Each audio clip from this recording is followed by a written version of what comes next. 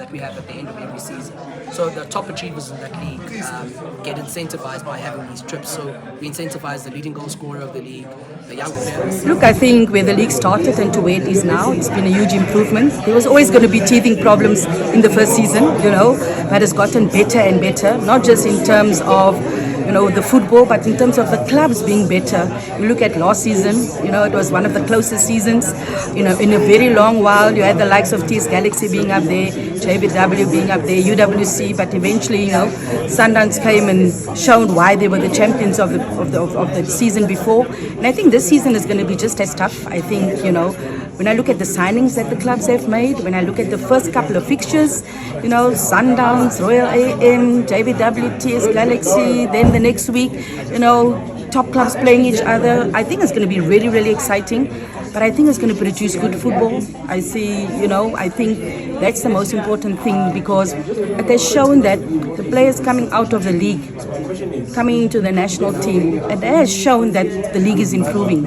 And the next step, obviously, without a shadow of a doubt, is to professionalize the game, because that will take it to a different level. But the league has improved in leaps and bounds, and I think this year it will improve even more in terms of the football, in terms of the coaching, in terms of the players, because players themselves are going out and getting personal trainers and making sure that they become better and working on certain things. Some have used the off-season to be stronger, some have used the off-season to really work hard, and the pre-season that's just happened now, a big thank you to the coaches. Without that pre-season and without the work they put in, it might have been a little bit harder for us against Tanzania, because we didn't have to start from a zero base. So a big thank you to them, because our victory is their victory.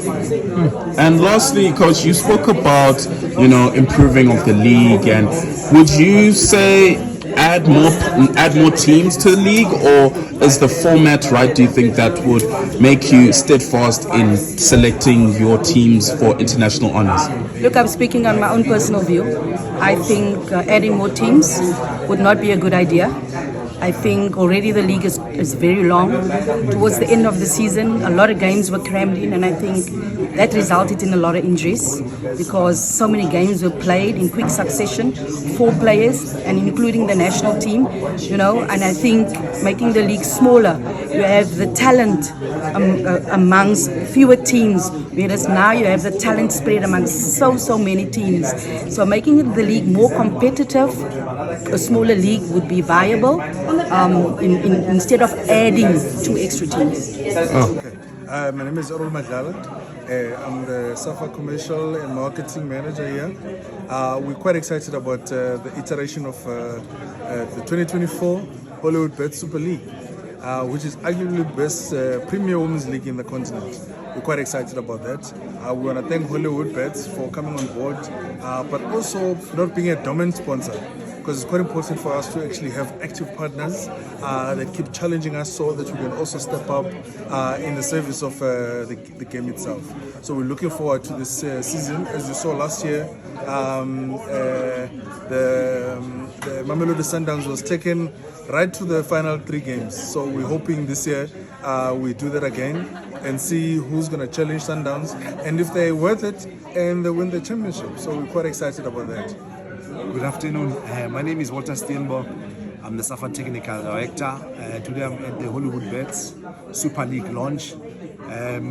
This league is very, very important to the sustainability of women's football, not only at a professional level, but also at the development level.